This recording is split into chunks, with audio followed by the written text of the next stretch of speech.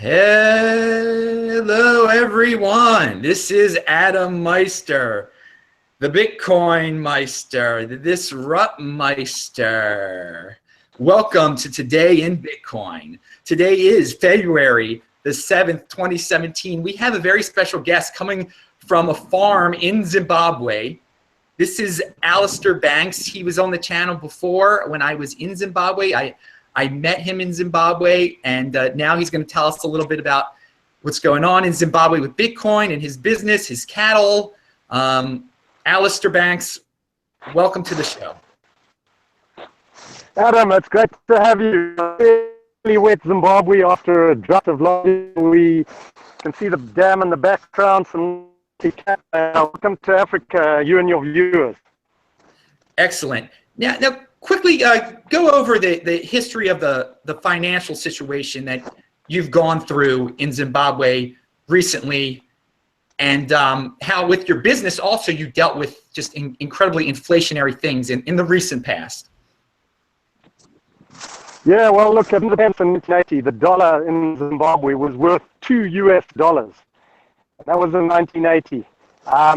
In 2000, a land acquisition program was enacted by the government, which saw a lot of displaced farmers, really attacked the mainstay of the economy. And that sort of pushed rates to about 100,000 to 1 in 2006. And by 2009, that rate had expanded to 10 to the power of 27, which is, we're talking octillions and non-millions, And so you really want to understand the history of the bull I've seen on some of the crypto sites over the last months, and a guy holding up a banner saying starving billionaire. That was really the financial issue back then. All right, now you might want to just cut it to the sound now and get rid of the video so we save some bandwidth too, because it got a little choppy there at the end. Are you you're good with that? Everyone got to see the beautiful farm out there, so now we're gonna get, okay, there, that's good. So everyone saw the farm. I'm sure everyone here is, I mean, it is rare for people to see a farm in Zimbabwe here in America or North America or whoever's watching it right now. But tell us, what does indigestation mean? I can't even pronounce it right. Okay, let me say it, buddy. It's called an anatomy of belief in terms of how indigenous we are. I'm a fourth generation Zimbabwean, but yeah, I'm probably not the wrong color. The ruling party wanted more of a part in the economy for its people, and embarked on quite a few rigorous and hastily organized indigenization policies, which commanded over 51% of their shareholding. Now, this is off the back of a farm expropriation program that saw little or no compensation for farmers. So everyone was a bit skeptical about whether these shares would be paid for. And so, that's really caused a lot of worry and probably a lot of capital flight in the country. All right. Now, with these financial events in mind, you somehow discovered Bitcoin. Tell us about your Bitcoin discovery, what's going on with Bitcoin, the exchange in Bitcoin, everything with Bitcoin in Zimbabwe. Okay, well, as you know, I run an online cattle marketing platform, the link's below. And, we have a lot of people based outside of the country called working in the diaspora. And obviously with family back home, they like to either remit money back home or buy goods and services for their families. And so, with this capital flight came some restrictions from the bank. And the net result was that these restrictions started, meaning that sending money out of the country became a real issue. Using cards outside of the country has had severe restrictions placed on them. And mind-boggling enough, I mean, you would think we'd need foreign investment for the people in the diaspora to actually send money home. And so, because a lot of my clients are in the diaspora wanting to buy cattle now for us to then send to their families around Zimbabwe. Nothing leaves the country. So we get foreign currency into Zimbabwe for a non-exported product. Now, you can't say that about tobacco and diamonds. When those go, they've gone, you see. And so it was becoming very difficult. And also my guys were using things like MoneyGram and Western Union, and they were saying that those, those sort of services were costing an arm and a leg. And really, I'd sort of looked at Bitcoin, and really, I'd come across Tawanda Kembo, the founder of Bitcoin Fundi, the local exchange, on a Google weekend where we were developing a couple of apps, for a Google Bootcamp weekend. And little did I know then suddenly that he had started the exchange, and really I thought it was time that I sort of to allow my clients to have an easier way of partaking in the market back home here. So that is awesome that you've hooked up your business so it's going with Bitcoin. You also told me though that you discovered some other cryptocurrencies also that you have addresses for, correct? Absolutely, and thanks to your show and all the wonderful people that you invite to your shows. I heard about Monero. I'm really excited about Monero. I see some of the inherent problems with Bitcoin in terms of, the size and the speed and the sort of backlog of transactions. And really, I'm looking forward to the SegWit and the Litecoin area taking off. And obviously, look, we'll discuss later about my other projects to do with charities in Zimbabwe. And those are the other currencies that we deal with, and I look forward to being introduced to other currencies when it comes to these charities. Now, that's what I was going to ask you next. You've told me about these charities. It appears that you have contacted and gotten in touch with these. Obviously, there's a need for charity in Zimbabwe for what he just said. There's a lot of pensioners whose pension are worthless now, and there's people who need help there, and it looks like you've done something that I have thought of in the past. People have told me how Bitcoin is perfect for charity. It gets rid of the middleman, and you've given these charities their own Bitcoin addresses. Tell us about these charities and what's going on, how you contacted them, and again, I will link to the Bitcoin addresses of these charities, and tell us about this Iron Will campaign, all these things you were telling me about off the air. Okay, so it was quite stressful. I mean, you're losing farms, planters are getting pushed off their farms and whatever. To try and be the man or a market platform to meet the needs of the buyers, meet the needs of the sellers who are all trying to, salvage something for what they're selling. I just found that I needed to really improve my health. I mean, I was 110 kgs and I needed to get that weight down to about 90 odd, which we did. And we found this program which involves eco challenge racing. So you're mountain biking, you're canoeing, you're abseiling, you're doing all sorts of adventure around some of the best parts of this country, and all in the aid of charity. So the money that we raise goes to about 7 charities, ranging from old people's homes to orphanages to rehabilitation centers for the blind, the Child Heart Foundation, which helps effects and in fact supports the parents of some of those kids, because those operations are just beyond the financial scope of a lot of families who have those problems. Wow. So basically these addresses that you set up, people from all around the world now can send Bitcoin to these addresses, and then you will give the charities the Bitcoin, or will you change into the dollars? What's the idea going on there? Well, okay, so we have this initial link through the Iron Will charity with these charities, right? So we've been sending them money for the past 15 years. Now with me stumbling onto Bitcoin now, it just made me think, let me set up some addresses for these people. Obviously, the blockchain provides the the transparency so that people can see that their money is going to these accounts.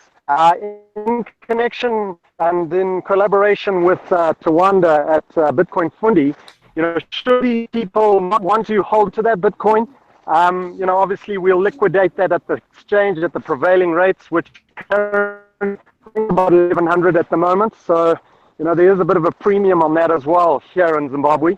And then they'll get their money through that. And we can also show documentary proof of the fiat side of the equation. All right. Now, you mentioned Tawanda, and in your in your experience with Tawanda and at the event that we were both at, and through your life in Zimbabwe, you've met some technical people, and I think it helped inspire you. You have a new company on the way. You want to do Next Media. Tell me about that, what you were telling me about that.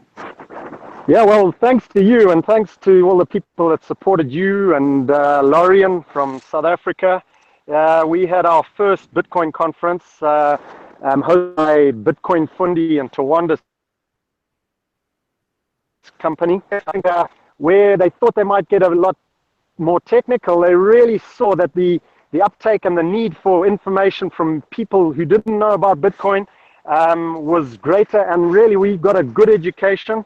So I met you guys, and we talked about Steam. So we've been participating on Steam, and I think my charity thing, I'll probably put that on Steam. I'm not worth a lot, but if you guys look me up and support me, I'm sure we'll get there.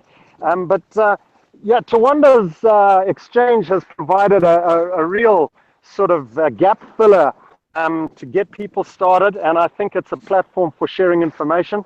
However, I see some derivatives, and obviously this charity is the one thing. Remittances, I mean, we've got 4 million people living in the diaspora. We want to create a product that allows them, well, we started with the cattle, but to buy other goods and services, using Bitcoin to sort of showcase Bitcoin as a store of value.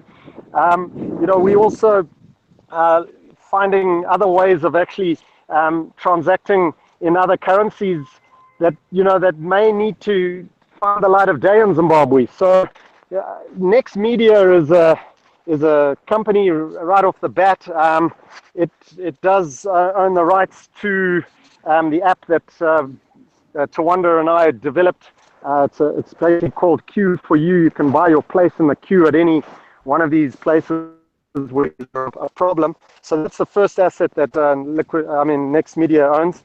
We're talking to young, talented individuals now who have a history in Bitcoin in the first world to really look at some of the things we see as problems that can easily solve using their technical know-how to actually come up with a solution that is unique.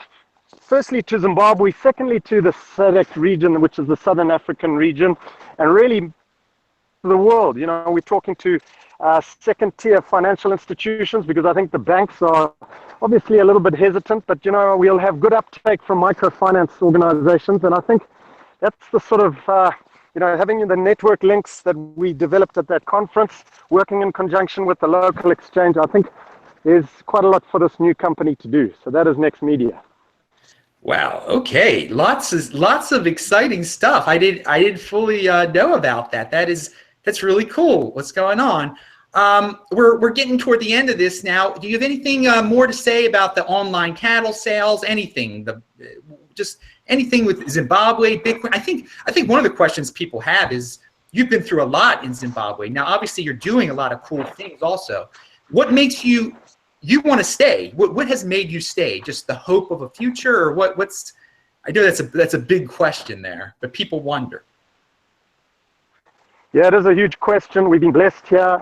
We've lost a lot of land. I mean, we own a lot of land. Town, the center of Harare is approaching us fast. There's quite a lot of value tucked into the land here. We employ 350 people on horticultural projects on this farm. I mean, my father died in 2010, and we are keen to just keep going. I mean, we have forged relationships with the people on our old farm. Some of those people haven't got anything, and haven't been supported crucially in starting from nothing and getting onto some of the farms in the country. And so, we've taken upon ourselves to support some of those people and really develop some projects with these cattle.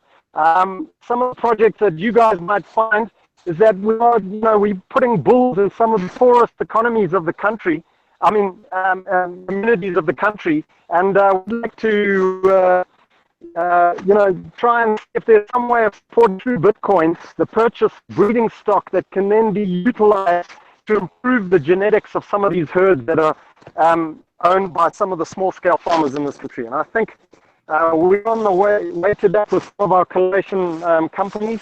I'm going to put you back to sound, I think. Are you hearing me fine? Mm-hmm. Yeah, pretty much, but go to the sound. That's fine. Yeah, sound.